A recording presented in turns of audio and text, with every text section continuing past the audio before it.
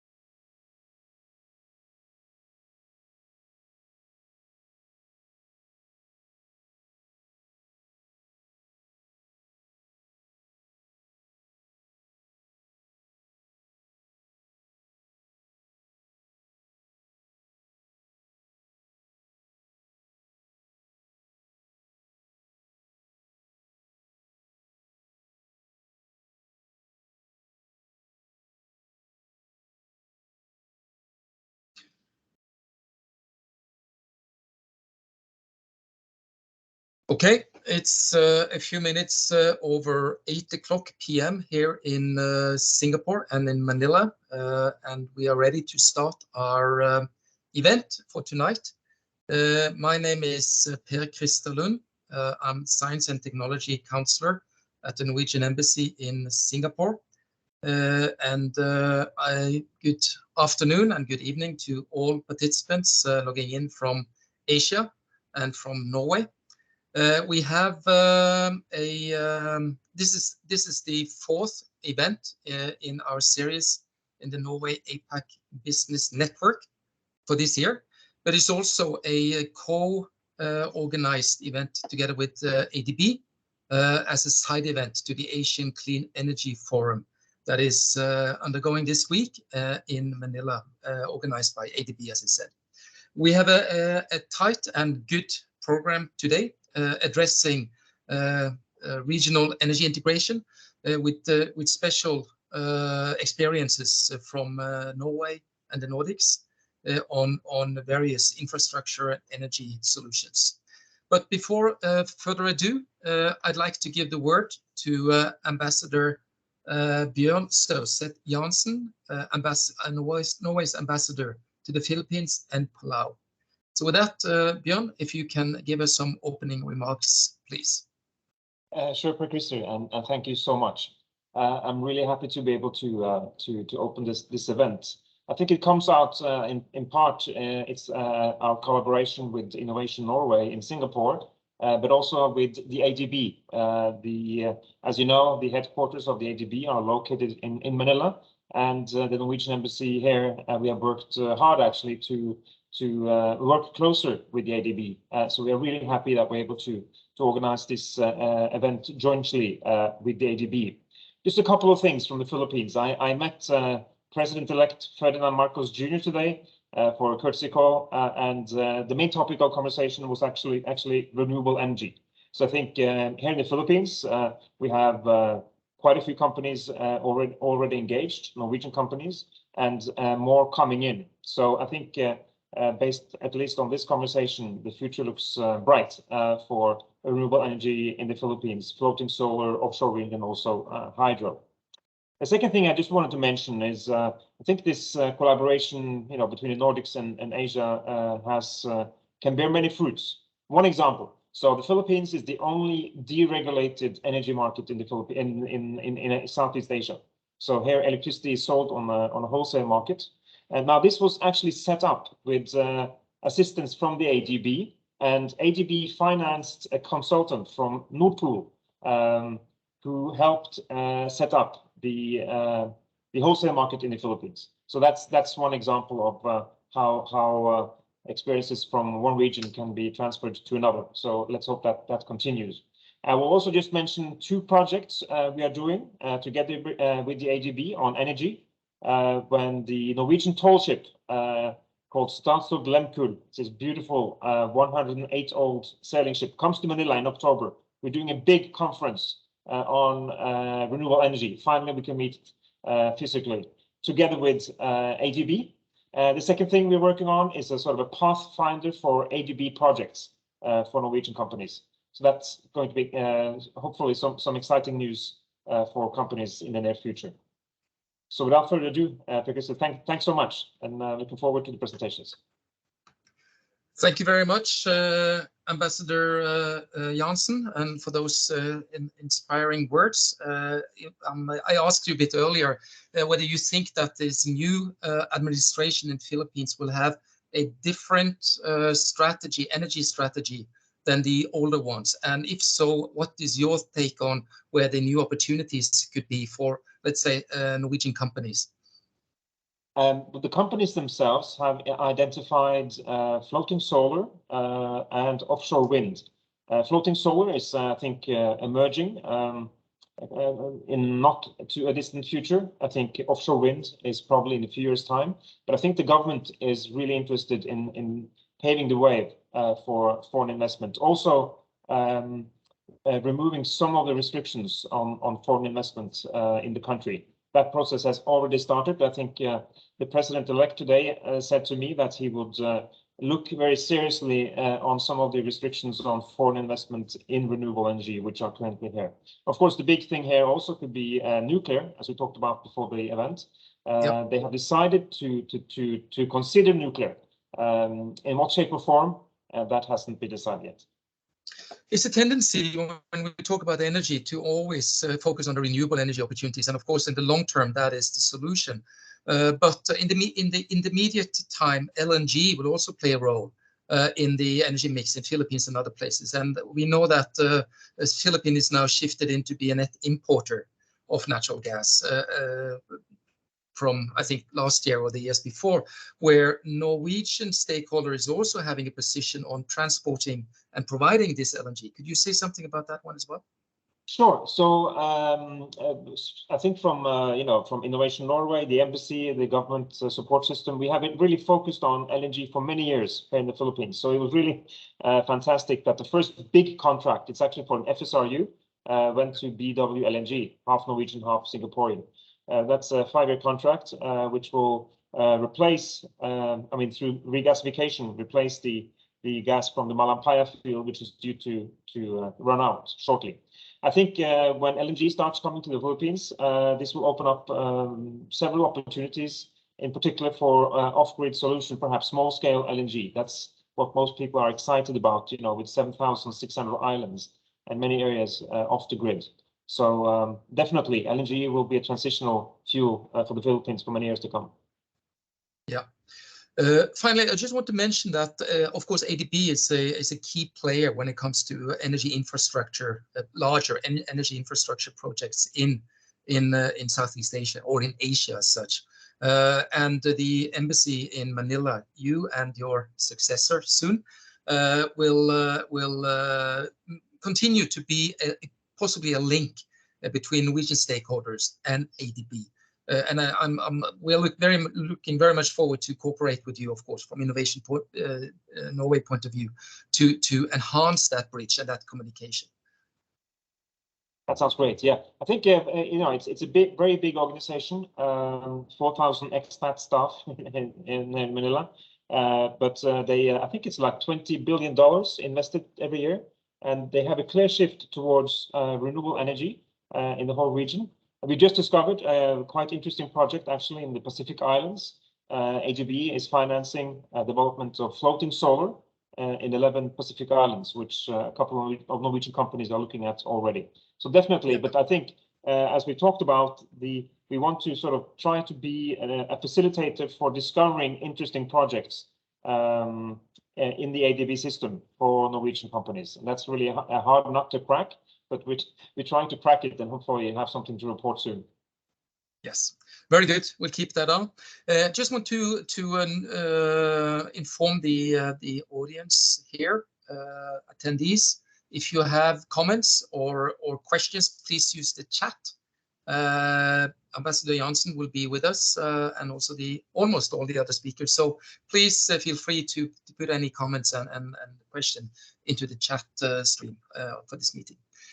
With that, Bjørn, thank you again very much for the opening remarks. We'll move over to David Dixon, who is senior analyst at renewable research at Rystad Energy. As you know, for at least those who are member of the Norway-APAC business network, we always have Rystad giving us the state of the situation on the energy side from different angles at our meetings.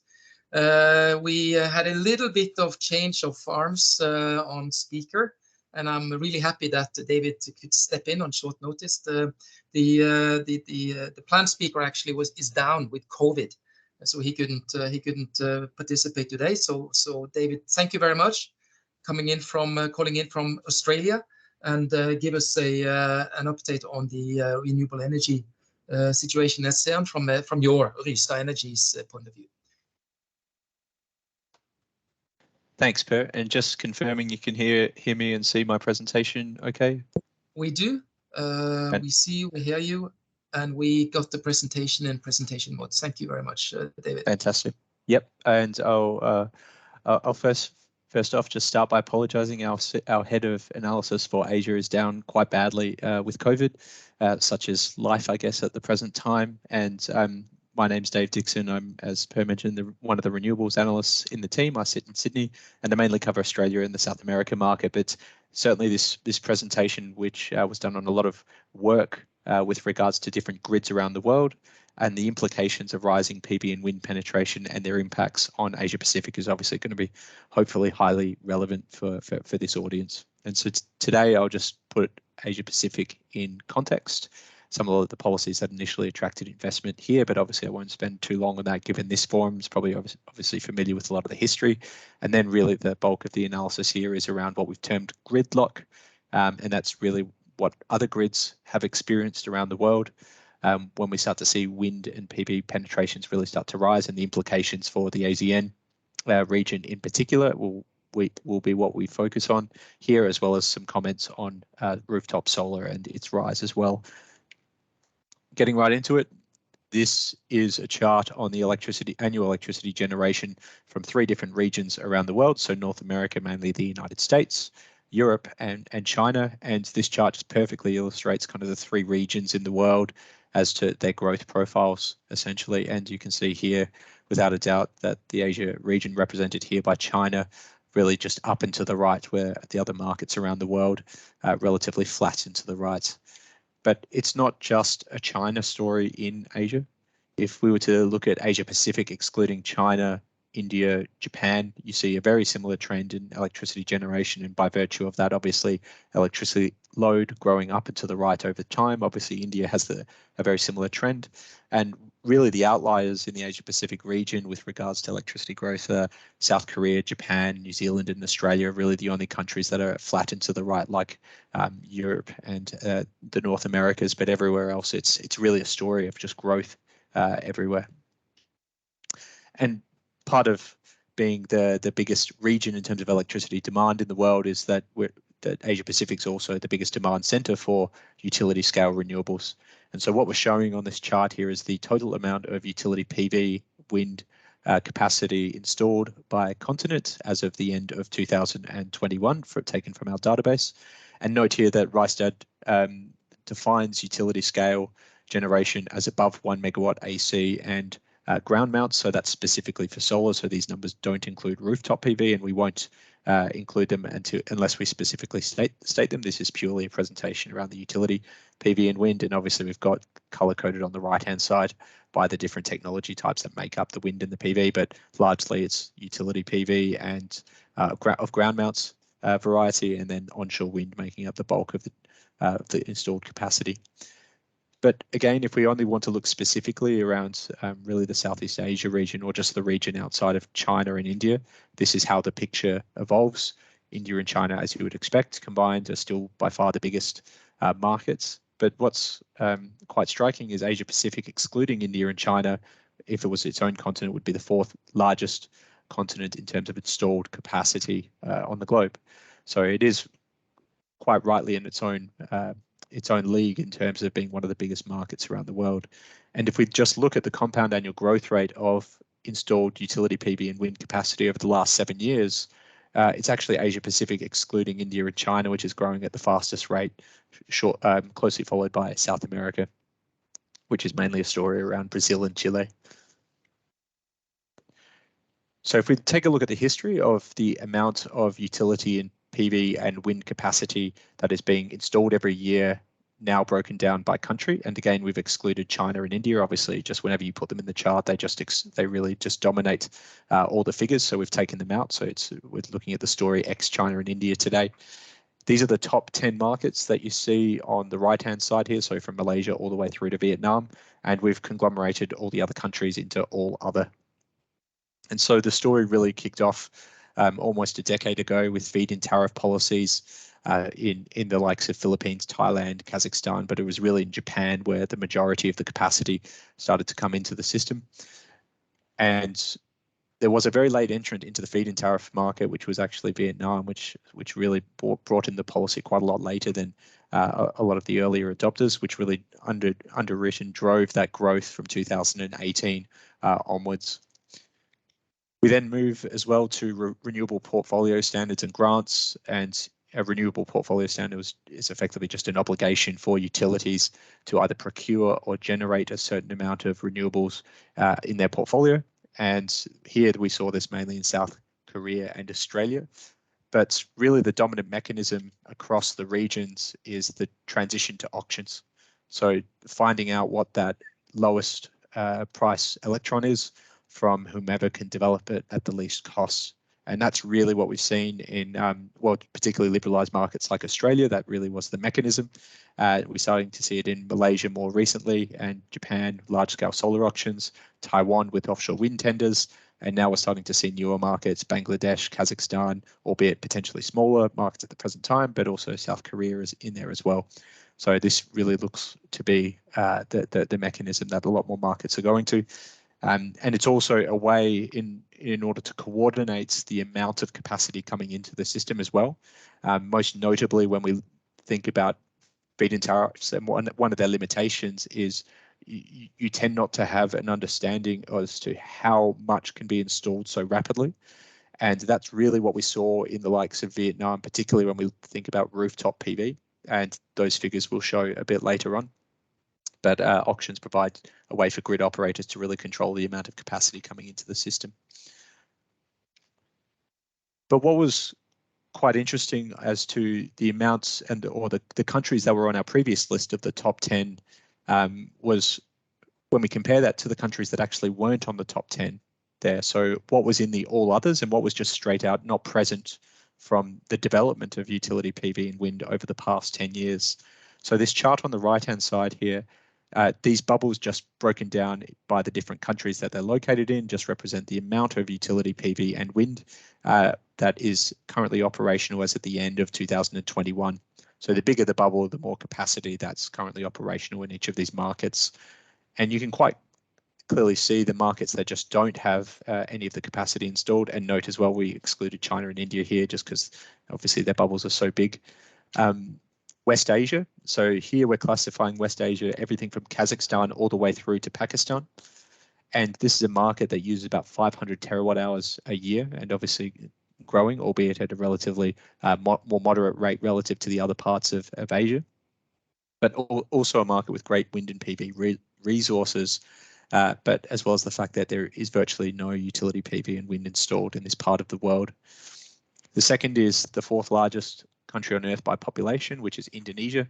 And so this is a market that is growing quite rapidly in terms of electricity demands, currently at about 275 terawatt hours a year, but our power team believes that this is going to be north of 700 terawatt hours a year by 2040. So this is not just a bullish market for renewables, but just for all forms of generation over the next 2 decades. And last, which we've already mentioned actually on the previous slide, Vietnam is just Vietnam just growing so rapidly is just how do they keep up the incentive structure, the infrastructure to be able to keep adding renewables or whatever form of generation they need to in order to meet their rapidly growing electricity demand within the country. Now, there are other countries as well that we haven't specifically mentioned, high populations and or high energy use, such as Bangladesh, Malaysia, the Philippines as well, that also we'd expect to see greater growth out of these nations as well. But it's also worth looking and understanding at a high level where these countries currently sit in terms of their targets for renewable electricity generation. So what we've got plotted here on the y-axis is just the percentage of renewable electricity generation being committed to, and by when on the x-axis. And when you start to plot some of these countries out, you kind of realize that over the next decade to 2 decades, that there isn't actually a lot of ambition in the region.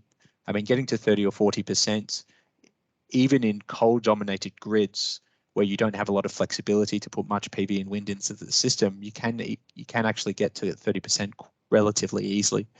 And so we're not seeing the ambitions and the targets in the regions to match the decarbonisation efforts that are required over the next 3 decades. But what I want to get across in this presentation is just some of the work that we performed towards the back end of last year and into the start of this year as to what are the challenges that these markets are actually going to start to see as they increase their penetrations of wind and PV into the system. And so what we're showing on screen here are some of the liberalized markets around the world where you have a high penetration of utility PV and wind, which is color-coded in the orange and the blue. And that is just the percentage of installed capacity by the fuel type that you're seeing on the y-axis here. On the x-axis, we've obviously got the markets here, and we've ordered these grids from least flexible to most flexible. And how we've defined that is the makeup of the dispatchable capacity. So if it's coal and nuclear, we've defined it as lower flexibility. So that is the ability of these facilities to ramp up and down to complement your wind and PV. Whilst to the right-hand side, you will see grids with more gas, hydro and diesel. So that is the ability to ramp up and down to complement your wind and PV. And basically what we did in all these liberalized markets, we basically went back over 5-10 years of data, depending on the markets. And on a monthly basis, we calculated the average price received by PV or wind, and then divided by the grid average spot price for that month. So effectively what you're seeing here over time is, or what we hope to see over time, was just the benefit or degradation that these different technologies get as they increase their penetration into the market. And just to highlight this with an example, if in one particular month, utility PV received $50 a megawatt hour, and the average price for the month was $100 a megawatt hour, its percentage of average spot price received would be 50%. So it was essentially at quite a steep discount to the average in the market. So we did this on a monthly basis for PV and wind in all these markets. And here is how we presented the results. On the x-axis here, you see the percentage of total generation from PV for that particular grid, and every dot here represents just a month in that grid, and the percentage of average spot price received by PV on the y-axis. And so note that that's exactly what we just calculated on the previous slide. And what you see in most grids that are gas dominated in terms of their dispatchable capacity, or hydro if it was so, but not for the grids that we're showing on screen. Once you get to about 20% PV in terms of generation, the wholesale price for PV starts to go through the floor, and you start curtailing PV, and then the economics of the next utility PV facility are just so poor that you start to stall investment in the region. You plot coal grids on this, so that is mainly the east coast of Australia is where we see this, and it's actually at 10%. Once you get 10% energy generation from PV and above, the wholesale prices go through the floor. And again, you start to put the brakes on utility PV deployment in that grid. For wind, it's a similar story, but not exactly the same. The first thing to note on this chart for wind is that the x-axis goes from 0 to 60% rather than 0 to 30%. So it really highlights the resiliency of wind as opposed to PV in terms of its ability not to self-cannibalize its economics. So it's not to say it doesn't, but it's to say that it's you need more wind on the grid before it starts to really cannibalize its own economics. So here we see gas and hydro dominated grids, and once you get to about 40-50%, then the trend starts to get lower and lower. When you add coal grids on, and quite interestingly, there aren't that many grids around the world that are in liberalized markets where you have a high penetration of wind and coal. The one that's actually really at the forefront of the market is Victoria in southeastern Australia. And here we're closely monitoring as the wind penetration ramps up, which it will. We've still got gigawatts of wind basically to come into the system down here. But basically what we're seeing is once you get above 20% wind generation, the price for wind generation starts to fall through the floor, and we see that same dynamics play out as we did with PV. So why does this actually happen? At a quite fundamental level here, we're just showing an example of two grids, one with gas firming on the right-hand side and coal firming on the left-hand side. And they have exactly the same operational load throughout the day, which you see in the green, and exactly the same utility PV and wind generation available to them at the different hours of the day.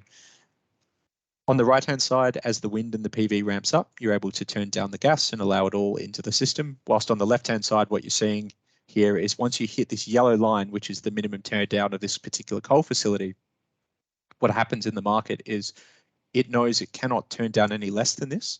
So it will bid typically at the market floor or at a lower price than the wind and PV, and you start curtailing your PV or your wind, whichever is more costly in your bid stack.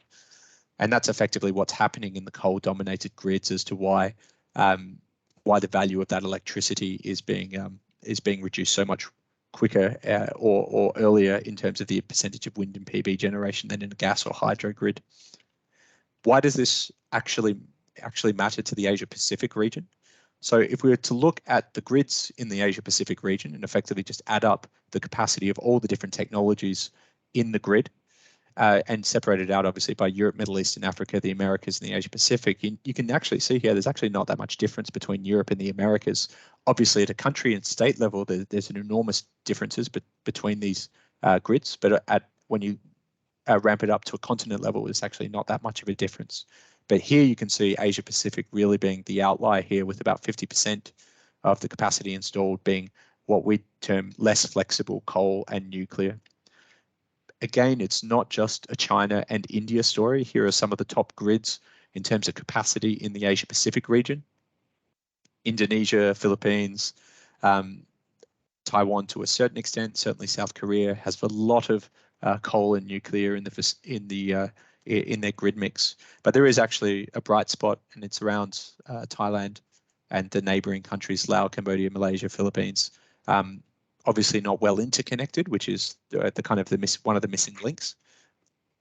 But most certainly with more gas and hydro in the system, you have a greater ability to absorb more PV and wind into the market. The last thing that I'll touch on before we move on is with regards to rooftop PV and just some of the key differences here and whether it's an opportunity or a barrier for these markets. Two of the key markets in the Asia Pacific region, again outside of India and China, for rooftop PV would be Vietnam and Australia. Both somewhat exceptional in the sense that there is almost the same or more amount of rooftop PV than utility PV. We typically do not see this in markets around the world. And all we're showing here is the cumulative capacity installed for utility PV and rooftop PV for the two different markets. One of the key differences is that the grid operator doesn't see the generation of rooftop PV as distinct from utility PV or any other form of utility power generation.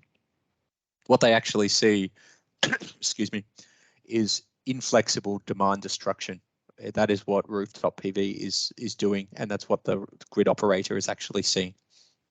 So you don't have the ability typically to control the PV generation. All you see is reduced demand for the grid operator. The other really key difference for rooftop PV is just the low barrier to entry and the short lead times.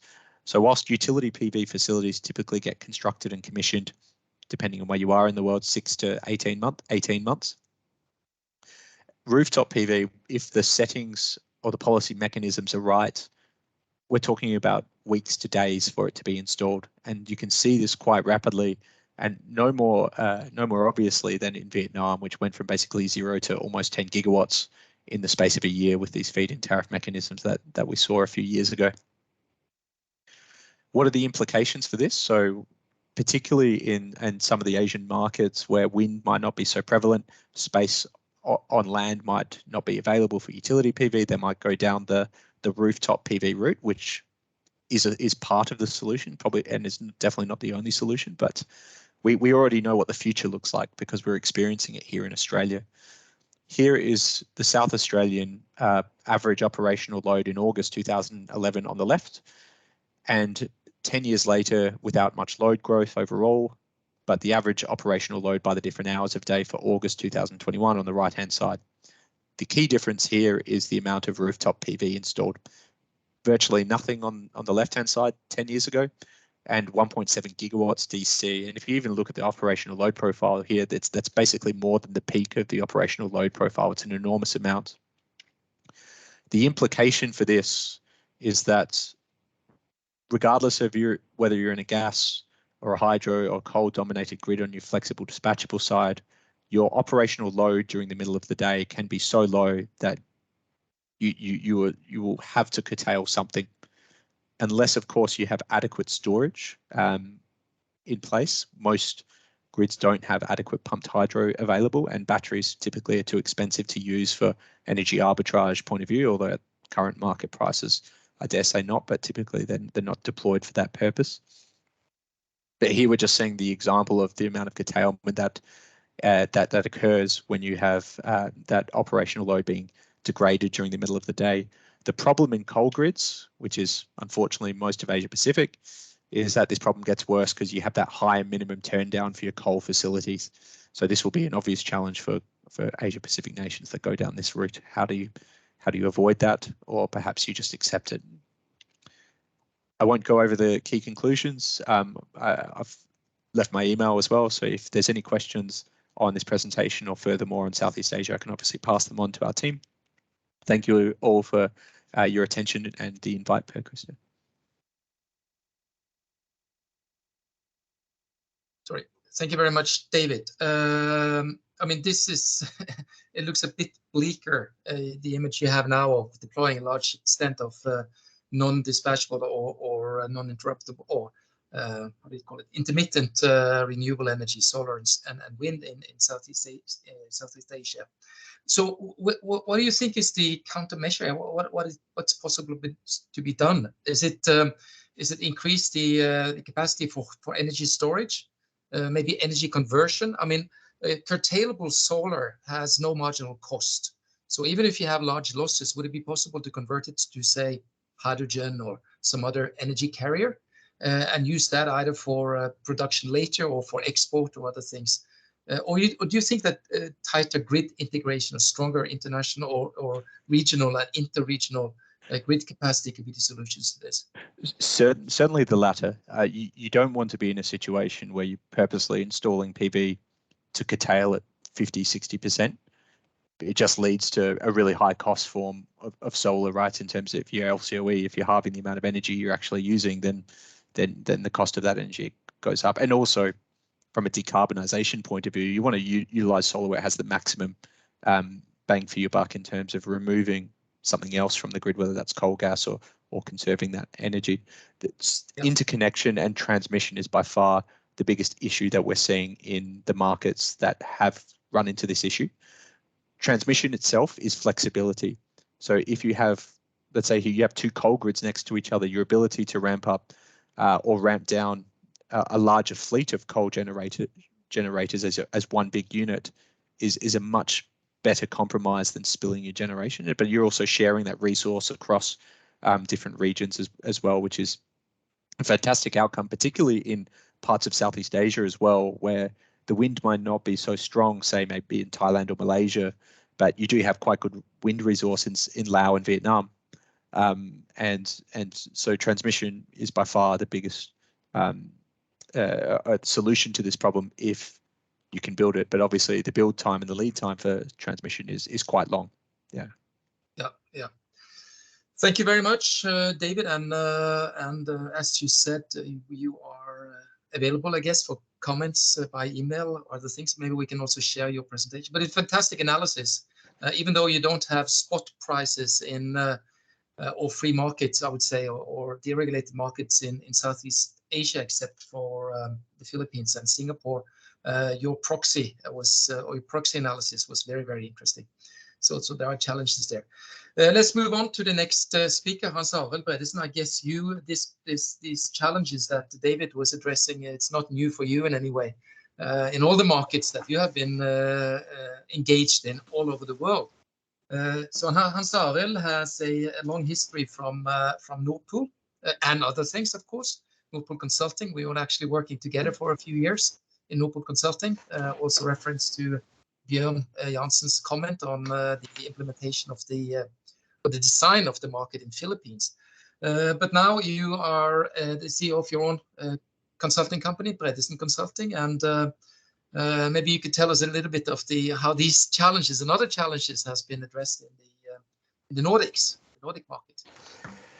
Yes, thank you, Per Christer, and thank you for giving me the opportunity to speak again. This is again it's my third time actually at the Asian Clean Energy Forum, so that is very nice to be back, even virtually this time.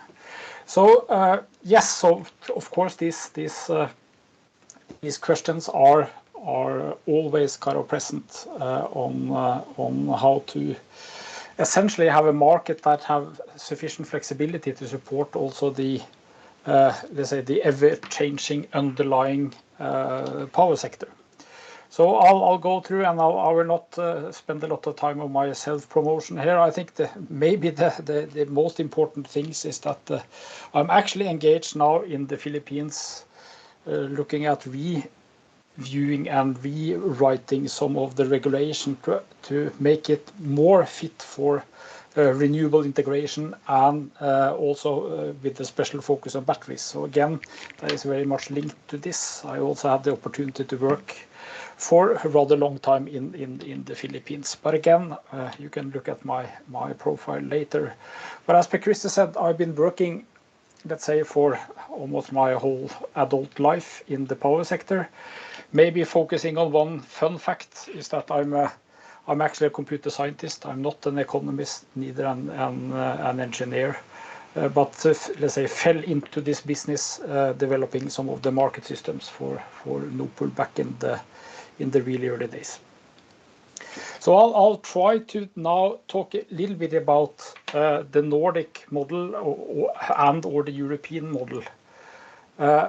Because I think one of the key things, of course, people have a tendency of pointing at the Nordic model as a good solution, which I think it is. But still, one of the key things that let's say I'm proud of, coming from the Nordics and also been part of the development of this, is that essentially the market model, where we can say that the Nord Pool model is the blueprint for European one, has been unchanged since we launched the market in Norway back in 1993.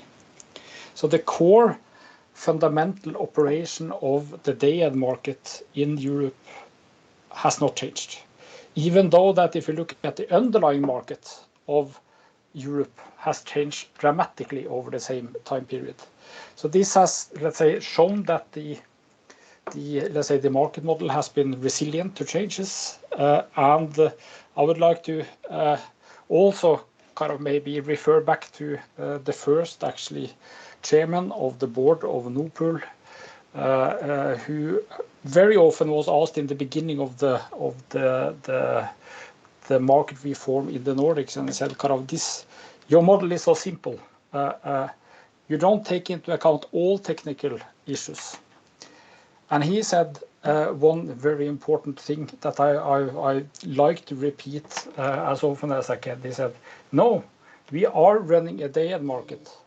And, you know, when you're looking at what will happen tomorrow, you cannot be 100% certain. So the key of this model is good enough. It's good enough to create a view of tomorrow. It is also simple enough that, again, everybody with basic skills of Excel could do a simple, let's say, model of the Nordic market or the European market, which is also a huge benefit for market participants, that you essentially can understand how the market works.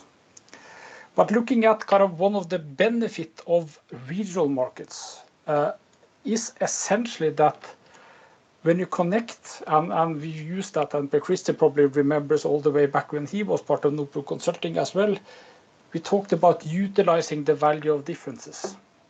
And this is again also maybe referring back to the previous presentation, is that one of the key benefits of having a large regional market is that you can essentially support each other. So it's very easily illustrated by the Nordics, where, as you know, Norway is 100% renewables with 95, 6, 7% hydro, and the rest is all the renewables. Denmark is now, I think, almost surpassing 60% of wind. The rest is more or less thermal. Denmark and, Sweden and Finland is more diversified. But the key is that when we have an integrated market between these countries, you're allowed to share resources. So that means that when we have a wet year, Norway can export a lot of cheap hydropower. But when we have a dry year like we have at the moment, we can import power from our neighbors, from our more baseload countries. Likewise, Denmark with this wind generation, high wind generation, of course, if the wind is blowing, they have a surplus of wind that they can export to the neighboring countries. While again, when the wind is not blowing, they are heavily dependent on the flexibility of the Norwegian hydro system and also baseload from the other countries.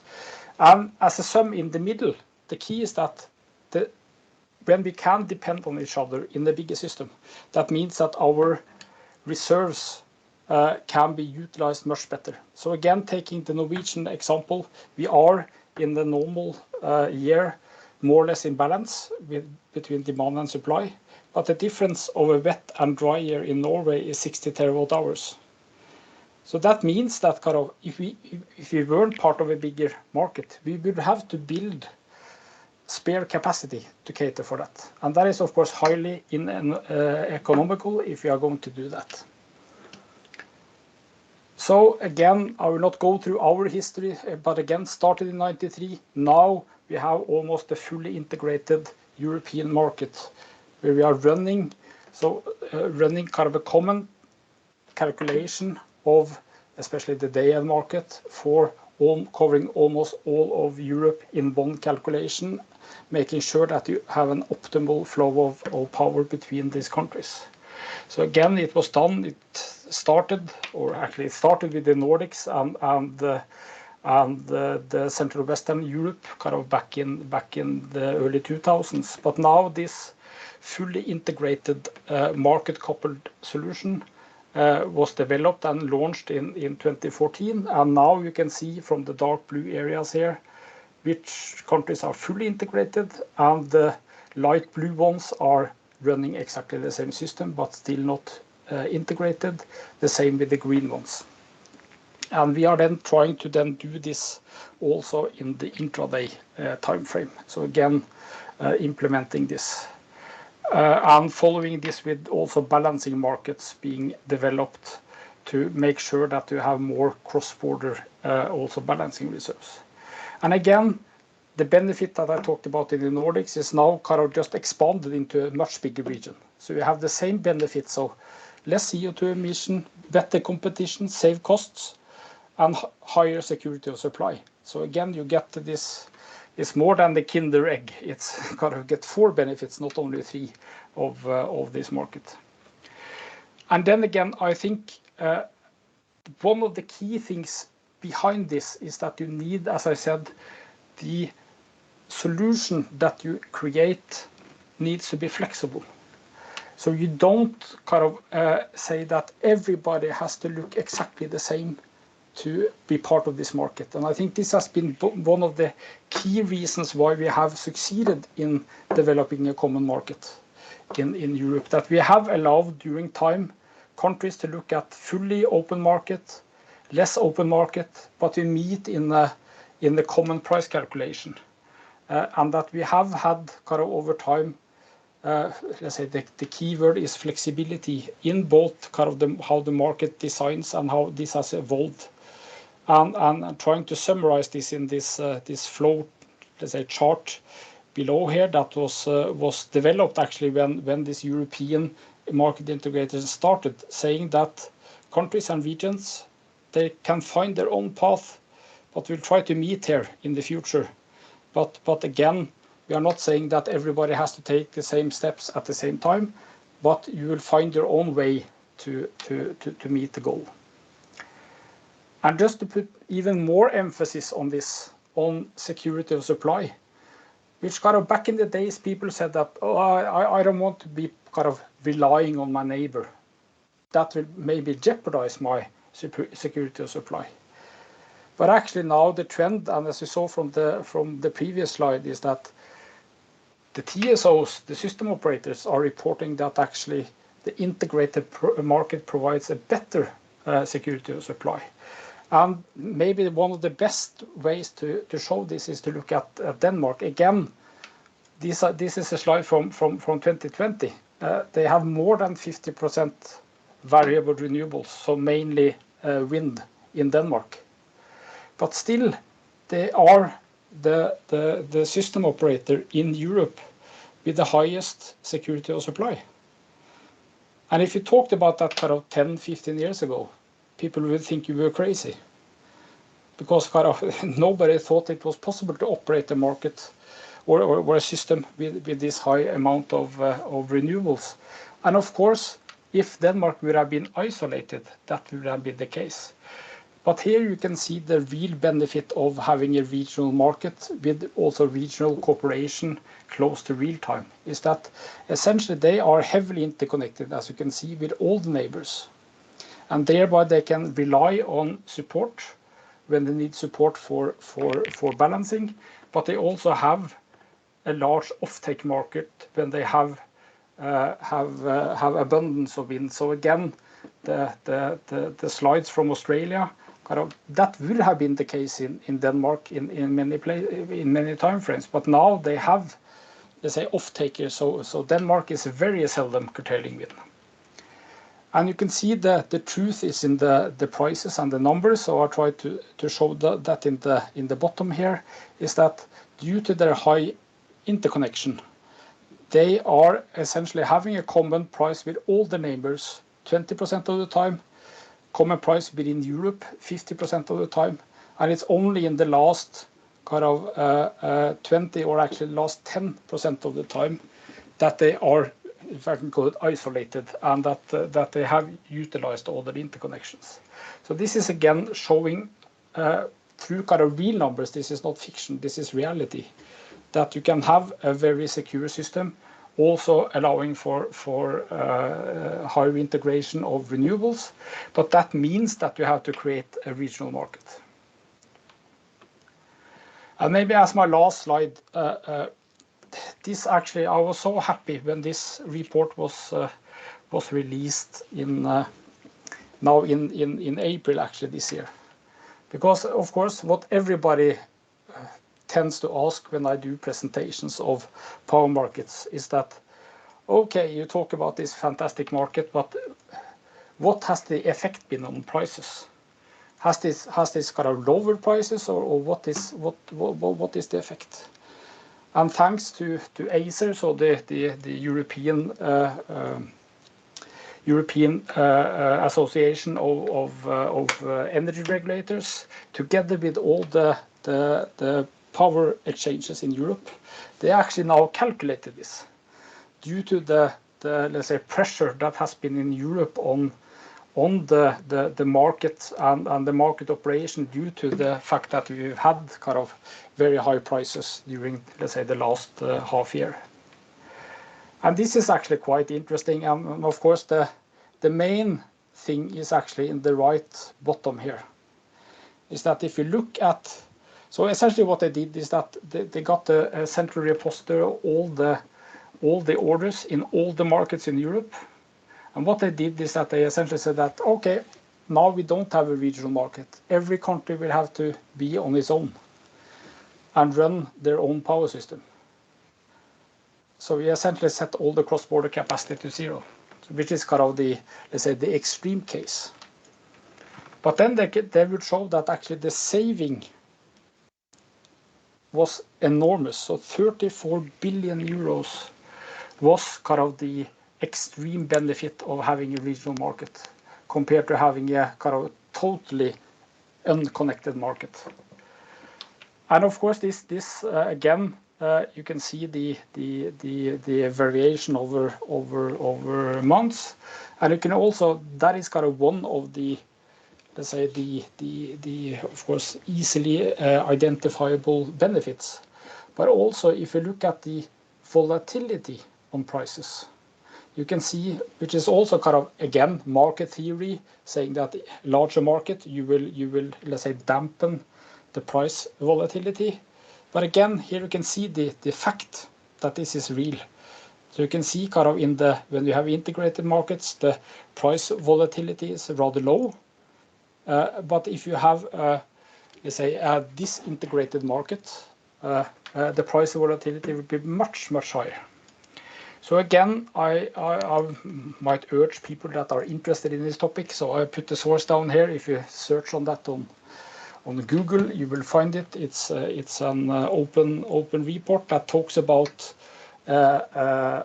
this as one thing, but also about all the things that needs to be done in the future evolution of the market. So I think that might be my second to last point. I think the last thing I would also like to mention is that you have to remember, especially kind of looking at ASEAN now as a region, a market reform is a process. It's not a project. So again, we have been doing this since 1993 or 1991 in Norway. And I think now the power industry in Norway is spending more money on market design and market evolution now than they did in the early 90s. So sorry, kind of, this is not something that we say in 3 years' time or in 5 years' time we will have the market and then we are finished. It's not that easy. You will have to then adapt to the ever-changing underlying market structure. When that evolves, the market also needs to evolve. I think I'll stop there. Thank you very much, Hans-Arild. I think at least the numbers here and your explanation of the Nordic market was also an answer to David's conundrum on stranded or curtailed energy and so on. So, but there are a few things. I mean, Europe is one thing. The countries are close geographically. It's not an island continent like Southeast Asia. So the interconnectors are the physical interconnectors are somehow easier to build. And secondly, it's the congregation of friendly countries, at least up until February 24th. So energy integrations from I mean, the trust of neighbors is an important thing. The physical complexity of building long high voltage cables across oceans. I mean, Norway, we do build high voltage cables to Germany, Netherlands, England, or Great Britain, Denmark. Does it really apply as easily to Southeast Asia, you think, to have such a regional market as it does to Europe? Yes, it does. Kind of. So the key here is that we have now, because this is also one of the kind of typical objections that we meet. Kind of, yeah, you've done this in the Nordics, kind of the 4 of the richest countries in the world, and kind of, yeah, fine, it will work there. Kind of, you cannot come here and do this.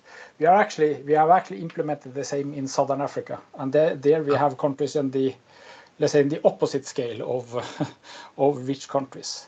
So again, the benefits, and I'm 100% sure that you can draw exactly the same kind of the same map as this one for any region in the world.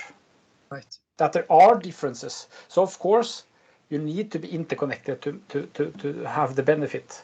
But also what has been the key here in the Nordics, if you look at statistics kind of from 1980s, 90s up to at least 2015, we essentially didn't increase our generation capacity at all in the Nordics. But we almost quadrupled our interconnection capacity. Right. So again, this is part of it. So yes, it's not perfect, and of course, Philippines would be very hard to integrate in a manner like this. But for a lot of the other countries, it could be done. And you shouldn't wait until the perfect situation, because the world is never perfect. So as long as you are interconnected, start kind of developing this kind of thinking and look at the regional benefit. Yeah. But I mean, you still have a solid foot into the Southeast Asia market as such, as an advisor to Philippines and others, to ASEAN. Do you see there is a movement now recently on willingness to interconnect more? I mean, we're talking about Malaysia interconnecting to Singapore. They are negotiating some well, moderate, but still there. We're talking about the sun cable, is it the Sunlink? Or the sun cable from Australia to Singapore. Do you see there are some moves in this direction of focusing as much on physical interconnectors as there are on renewable energy deployment? No, unfortunately, I don't see. Kind of, that is maybe one of the key issues kind of in the Southeast Asian region, is that essentially the focus is on building renewables and not that much on regional interconnections.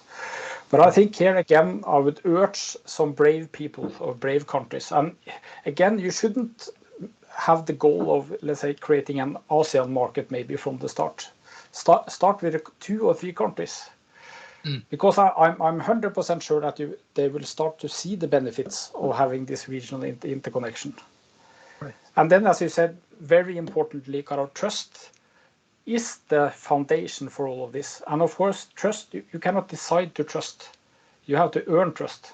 Yeah. And that means that you have to let this evolve over time. You cannot kind of just say that tomorrow we are going to have a fully fledged regional market with high turnover. Kind of, you need to test it and take it stepwise. Yeah. Right. Very good points. Thank you very much, Hans Arild, as always. It's great to have you with us again. So again, I assume you can share your presentation with the Sure. audience on this as well. No Fantastic. problem. Yeah.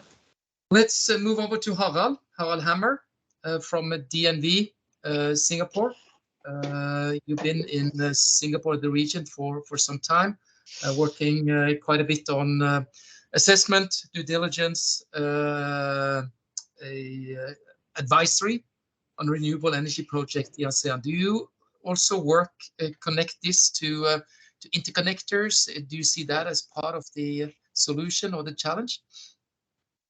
Yes, I think to increase the amount of renewables in general, I think that will be a positive thing. We will see if that will happen in our near future. Might be a challenge, but there's some interesting developments, some interesting rumors in the market as well. So we'll see what happens. But it will definitely be great. Yeah. But thanks a lot, Christer, for inviting me to present here. So yeah, as you mentioned, I will talk about advisory and due diligence of renewable projects. And I'm a part of the solar advisory section in the DNV Singapore. So there'll be a lot of solar talk today, which I think is the most exciting of the renewable energies. So DNV, most of you probably know, perhaps, assurance and risk management company. And one of the things we do then is, of course, energy advisory for renewables and technical due diligence and helping companies mitigate any risks they have during development of their projects and in the operational phase, and also merger and acquisitions. So our purpose and our vision, so to safeguard life, property, and more important, of course, becoming the environment part. And we have a lot of trusted customers and partners we work with in this region and globally as well. And maybe one of the most interesting trends we see is that more of these old and very familiar large developers are also becoming increasingly interested in the Southeast Asian market, and are looking at renewables, especially as this is like the most booming market at the moment. So DNV has a good presence in Asia Pacific. I think we're located with 18 offices and in 11 different countries. And this is kind of reflecting the emphasis we have on local knowledge and understanding local stakeholders, which I think is a key for project success as well. And then, of course, we'll be talking about renewables today, but we also do energy and markets and strategy studies as well. So we've actually been involved in some of the market liberalization work in APAC in the past.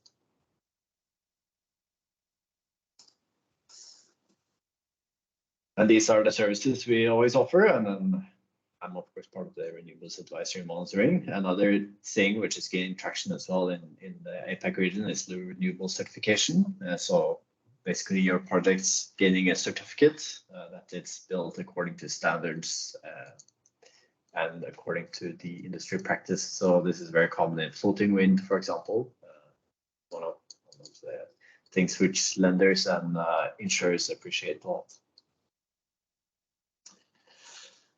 So I thought today to talk about project risks and due diligence and how to mitigate risks and what we've seen in the different markets, both for development of projects or also mergers and acquisitions when the project's been in operation for a while and then someone wants to buy it, which is something we see more in the region as well, as we are seeing projects which are passing in the 3 and 4 years since they were in commercial operation. So these are the topics we usually look at when we do due diligence. Some others and some bit more custom parts we look at different markets. But I think this will always be a part of the package, and the importance of the different topics vary between the countries. So grid connection is important in, for example, Korea, where there's a very powerful grid operator called KEPCO, which has a lot of requirements. Permitting and environmental impact assessment is very important in Japan. And then site assessment and understanding the risks of a tricky site can be important in Indonesia and the Philippines, where you have difficult weather conditions and seismic conditions. We'll start with the site assessment, because that's something we always have to look at, right? What's the site look like and how we're going to assess it. So often we look at how's the access to the site, is it reasonable? Are there any logistic constraints? Say you want to get access to the site, you need to build a road. Is it difficult to build a road? Is it a challenging permitting process to build a road? Is it possible to do any site preparation? And how's the soil? Maybe you have to level your site, but then you find that the soil is not suitable for that, because then it might introduce a risk of erosion and these kind of things. This will, of course, be very important, especially when we're looking at areas with a lot of precipitation, which you often have in the APAC region. So I've seen a lot of soil erosion and those kind of challenges as well. And of course, these kind of challenges, also salinity and ammonia, will have an impact on what type of equipment you can use for a project. So it's all pretty well interconnected. Environmental conditions are important. We see a lot of difficult weather in APAC. We see typhoons in the Philippines, in Japan, in Taiwan, and Korea, and to a certain degree, Vietnam and China as well. We have a lot of seismic activity in Indonesia, and we've seen now forest fires in Australia, which has kind of come onto the radar more and more to have a look at, and which we have seen projects which has been subject to forest fires. And of course, how can these type of risks be mitigated? Because they're difficult to do with many of them we cannot avoid. Then of course it's up to the engineering to figure out how to manage that risk. I think that good equipment selection, engineering and design can mitigate most risks, and almost everything is possible with good engineering. And it's also remember to have at the top of the mind that this project is going to last for a long time, and you don't want any environmental consequences from your project as well. So a solar project is supposed to last for 25 years or even longer. So now we're seeing module manufacturers saying that their PV modules can last for maybe 30 years. So that's probably the next standard to follow. So what we often guide project developers with in the region is finding products which has good track records, which has shown that they can perform well under the local conditions, that the products are tested, certified according to recognized standards, and that there's maintenance access to your project as well. So a inverter manufacturer might not have maintenance personnel in the region, and that can be a risk for a project because then it can face downtime if something breaks. And of course, understanding local standards as well. There can be requirements for operation of inverters in certain markets, which we have seen in Malaysia, where there's a requirement for leading and lacking power for inverters as well. And also understanding the local conditions, which also is a returning factor. And now more and more important is assessing the extreme weather conditions, floods, extreme winds, and how are these going to be evaluated. Often you need to do a extreme weather analysis. So, and then of course, 20 years is probably not enough anymore. So you need to look at 50 or even 100 years, because we see 50-year storms, maybe not so unlikely with a new climate change and more often extreme weather. Maybe 100 years is what you need to look at. And then of course you will see some very high wind speeds, some very high flood levels, and you need to mitigate those gaps in your design. And of course, maximum output, while keeping this in your mind, is also important. We want the solar plant to be designed optimally so you can create as much output as you can. This can be optimal tilt angle, as little shading as possible. And in some cases, we've seen some projects where the FIT is so beneficial. For example, in Japan, the FIT was very high in 2012. So we saw projects where just carpeted the entire area with PV modules to get as much energy output as possible. That was possible since the FIT was so high. So understanding what you're designed for is also important. And then, of course, understanding your energy output. That's a key item, and especially something that lenders and investors will look at. How do you estimate your energy output? Is it accurate? Because you're trying to tell whoever is investing in the project, like, this is going to be the revenue for the next 25 years. So a few percentage wrong will become a lot of dollars in the end. So understanding the solar resource, the irradiance or the wind speed is important, using reliable satellite data resources, and often compare many to find which is the most representative. And if you can, measure as well, even better. And I will say that measurements probably has a greater benefit in the APAC region because it's a less developed market. The satellite data providers don't have as much validation here. So it might be a bigger difference, so that you can use your own measurements to correlate and adjust your solar resource, which of course lowers your uncertainty, increases your P90 energy numbers, and the banks are very happy, and it looks good on the in the financial models. Grid connection is key. Understanding local codes and regulations. They vary, and they can vary a lot. The requirements are different.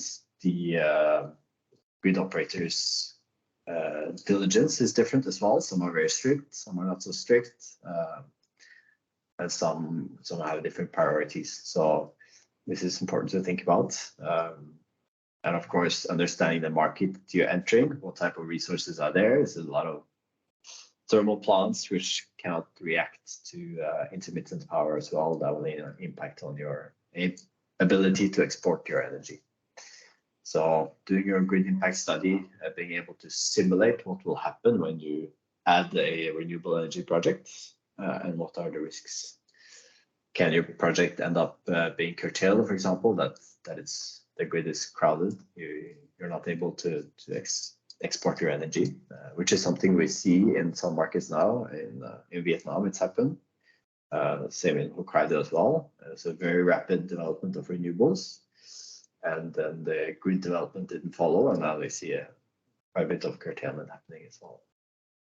Of course, curtailment introduced the possibility of energy storage, so it's all a lot of possibilities, but also risks as well. One thing to keep in mind when you want to simulate your grid coming on, or your project coming online to the grid, you need to get the data to do the simulation.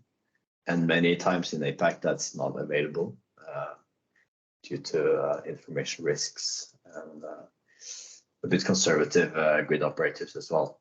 So that's also a risk, and then you're a bit blind to how the curtailment might look, because you may be dependent on getting a simulation from a third party without it being verified or challenged. Offtake agreements, there's a few of them in APAC. We see a lot of PPA, power purchase agreements, and feed-in tariffs.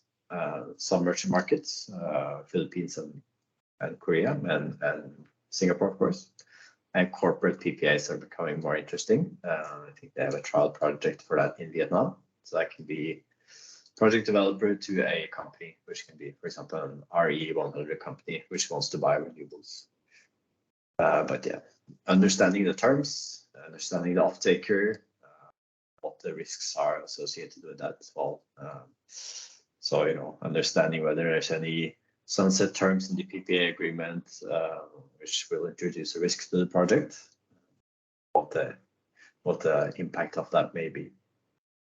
And of course, being on the merchant market is not risk-free, so you need to understand what's going to happen with the energy price in the future, how to estimate this accurately, and also understand what's going to happen with the other energy delivery projects on the grid as well. Is nuclear coming on? Are they shutting off coal power, for example?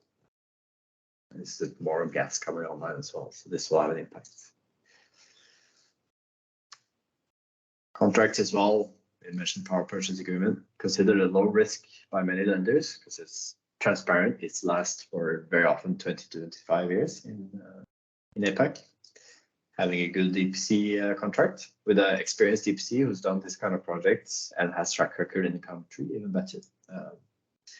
And also paying a bit extra for a good EPC can be good. We've seen a lot of very cheap EPCs which have done very bad projects. Now we've seen more expensive EPCs doing very good projects. So important to be aware of. And be aware of operational maintenance as well. Good O&M strategies and routines can make a project perform very well for a long time. This is how a contract agreement usually looks for projects in APAC. A bit different from what we see in Europe as well, but not uncommon. So there are split contracts sometimes, but these are relatively uncommon. So yeah, this is what we've been talking about today. Understanding the project, understanding the risks, and how these can be mitigated for the different projects.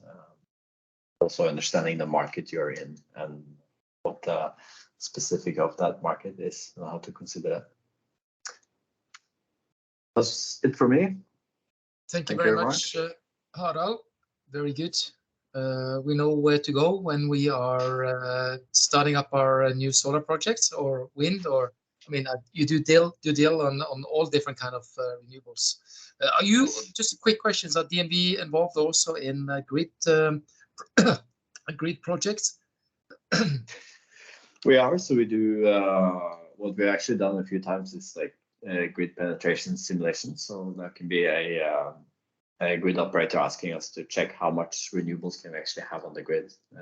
Yeah. What's our limit?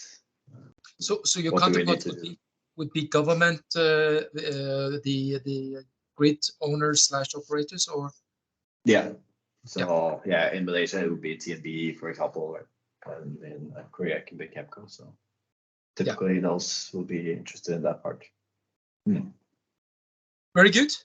Thank you very much, Harald. Let's move on to the last but not the least speaker. And you're, Alan, you're sitting on the other side of the table, so to say, on, on the projects, because you're the one that are developing the projects or Yep. engaged in that at least. So maybe At you could least say something helping about your the experience. developers in that process. Yeah. Yeah, fantastic. So maybe you can say something about your engagement in infrastructure projects in this region, and also, of course, other places in the world where you're engaging. Yeah, I thought I'd talk a little bit both about sort of our experience in project in the Nordics and sort of contrast that to sort of how the development process is a little bit in some of our projects in Southeast Asia.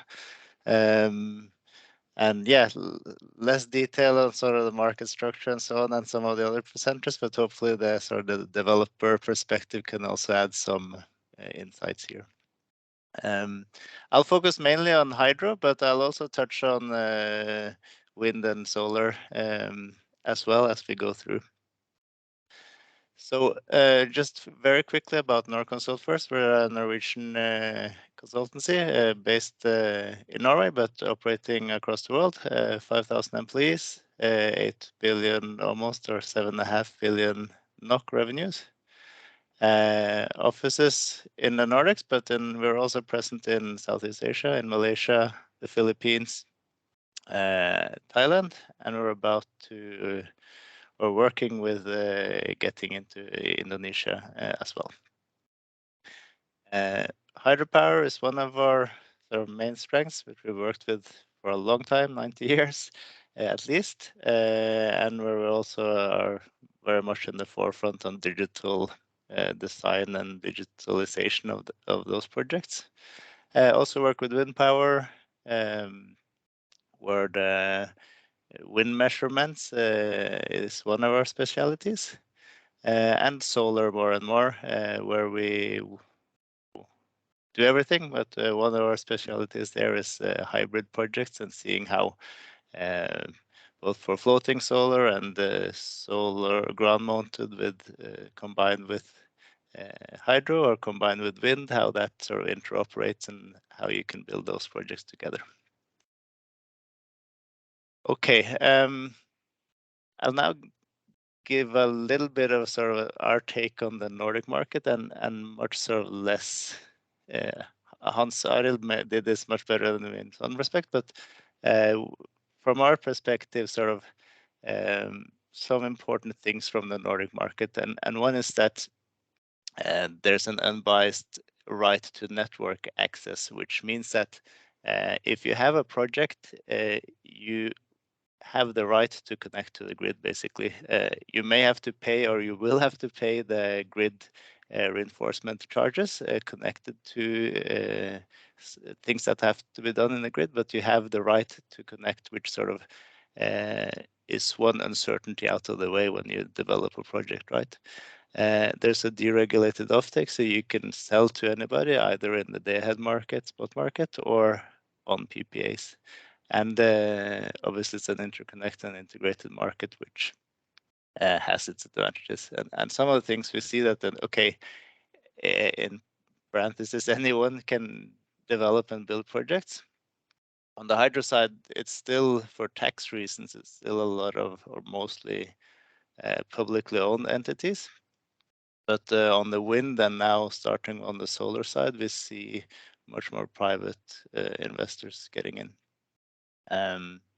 And you sort of do away with one of the key milestone or key sometimes hurdles for projects in Southeast Asia, which is the PPAs, through the fact that you can sell on spot market, and at least for small hydro projects and also big hydro projects, we see a lot of projects being project financed with little or no long-term agreements on the offtake. And what this ensures is that if you have a profitable project, it will normally be built. Just a quick overview of sort of how the installed capacity has developed. Now I'm zooming in on Norway. And as you can see, there's been note that it starts on 25 gigawatts down here, so it's not zero, but there's been a sort of gradual increase in the capacity over the last 20 years. Obviously with a big hydropower baseload, and then slowly since 2006, say, more and more wind being added, and the last year even starting to see sort of solar projects coming through. The black curve here is the annual capacity additions in megawatt on the right-hand side here. And as we can see, it does go up and down quite a bit, but in any 5-year period, there is quite a bit of capacity being added. And there's always something going on, right? And now accelerating the last 5 years or so with sort of the energy transition in Europe, and now especially the last year, we're seeing even more activity due to the energy crisis in Europe. And sort of that demand combined with still a fairly good amount of hydropower projects that wasn't built out, or a resource that wasn't fully exploited in Norway, means that there's been a lot of activity on hydro in Norway the last 7 years or so. And these are just some of the sort of medium to large scale projects that we've been involved in. A lot of them expansion projects, but also some greenfield. So there is a lot of projects being built now, and sort of with new technology, BIM and digital implementation, which is a very effective and efficient way to build projects, and that we're now, thanks to this sort of boom at home, are able to bring out to Southeast Asia and other parts of the world. Another thing we're seeing is hybrid projects. More and more, this is a project from Sweden, where we looked at combining wind turbines with solar. Wind is sort of the circles you see here, and we looked at sort of a trade-off between how the distance you want from the wind turbines to avoid sort of damage from ice in the winter, and sort of loss of area for the solar.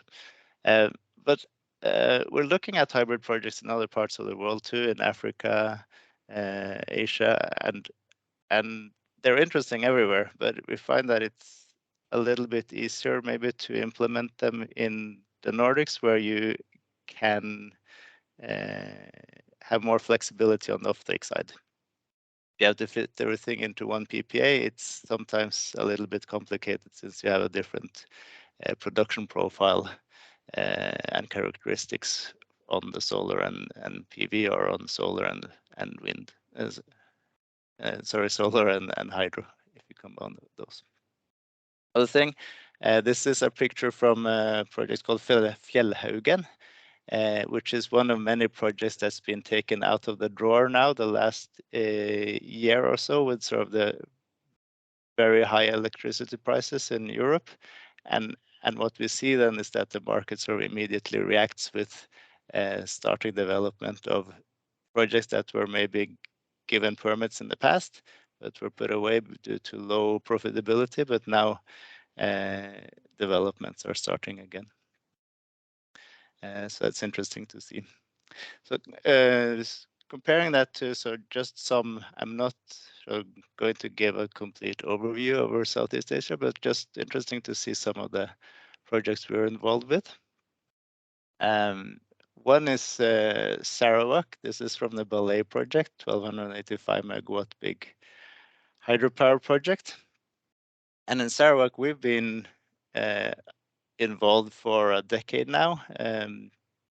And a lot of it has been so driven by this SCORE program, where the authorities in Sarawak had this idea of developing industry and renewable, or not just renewable, but energy production in tandem, which has been a successful program, and which has led to a lot of activity, this project being one of them. We've also been involved in the construction of the 500 kV backbone project in Sarawak. So it's sort of that helps sort of solve the chicken and egg problem. This sort of that you have industry needs power, but power needs offtake, and this kind of big program helps with that. But then what we've also seen now the last few years, there's been for several reasons a slowing down of the industry development, and as a consequence also and not much in the project generation project pipeline beyond the Ballet project, and maybe also a sort of a delay on how fast you saw implementation of solar projects. Another project, this is from Lao, where you have partly privatized market in the sense that private developers can apply for licenses and can build projects, but it's still a single buyer market. So you have to either sell to EDL or you have to sort of export the power. And there are options for that, both to Vietnam and to Thailand. But it does mean that the finding and negotiating a PPA and finding a solution for your export transmission lines are sort of key elements in the project development. And so here sort of the company has the approvals, and they have sort of the tender design and everything lined up, but so negotiating those commercial parts of the project leads to delays basically, and it's not so easy to find solutions. And these are things that maybe would have been easier to implement in a project in the Nordics.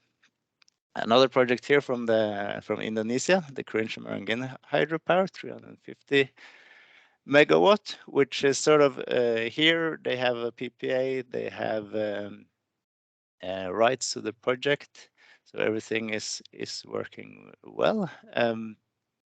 But most of the time things have to go through PLN here in Indonesia, and we see other developers who spend a lot of time doing feasibility studies, ESIAs,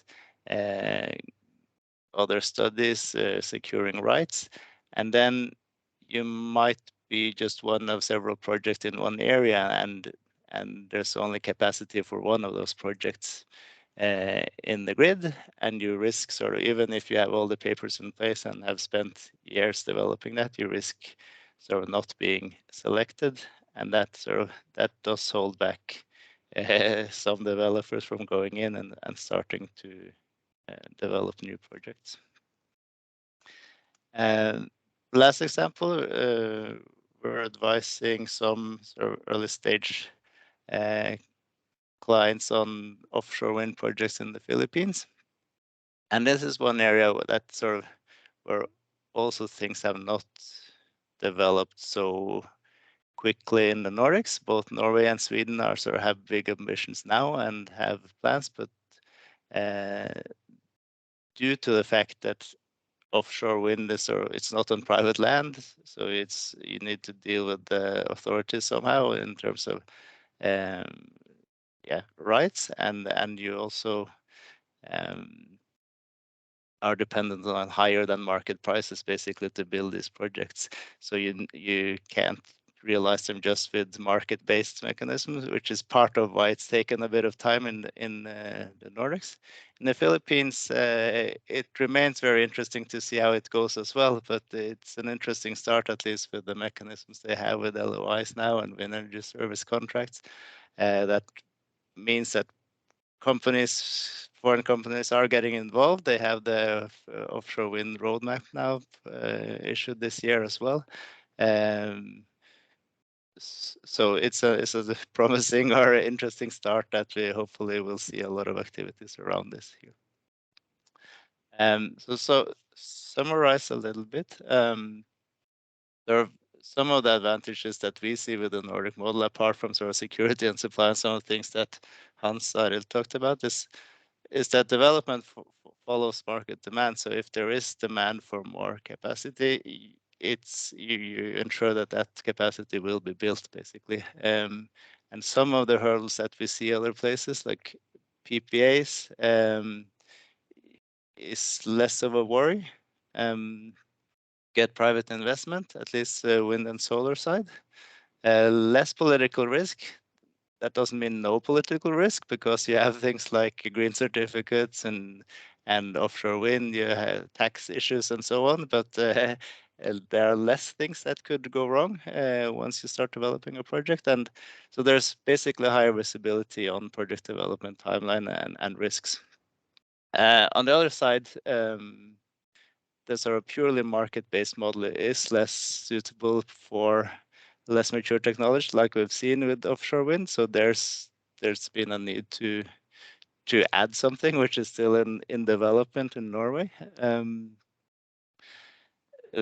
You do need to have a positive outlook on power market prices. So in periods with low energy prices, we basically see, okay, things stop up for a year or two, but then they generally pick up again when prices come up. You do have the chicken and egg problem in that. So, okay, there's a lot of hydrogen projects, say, and green industry projects that are being planned, but those need more electricity generation as well. And sort of sometimes sort of a planning economy kind of approach would be tempting, but in general, you see sort of things developing, right? And then you have the merchant risk on the offtake side. So on balance, it is an environment in the Nordics that is conducive to seeing projects through, and lessons that can be, some of them at least, can be implemented positively in the Asian region. So that's it from me, I think. Thank you very much, and happy to take any questions. Thank you very much, Alan. I don't see any questions in the chat. Again, I mean, it's probably a possibility to contact you for more private questions. But I like your I mean, the whole presentation, obviously, but also the slide where you are comparing the challenges between a completely deregulated, competitive, exposed market where the renewable developers are exposed to market prices, market uncertainties, versus a regulated market, you know, with the pros and cons of that one as well. And that's a classical challenge, of course. And some market are nascent, some technology are nascent, and so on. So I think especially the countries in this region, in Southeast Asia, is really exposed into that kind of conundrum of how to, should they deregulate?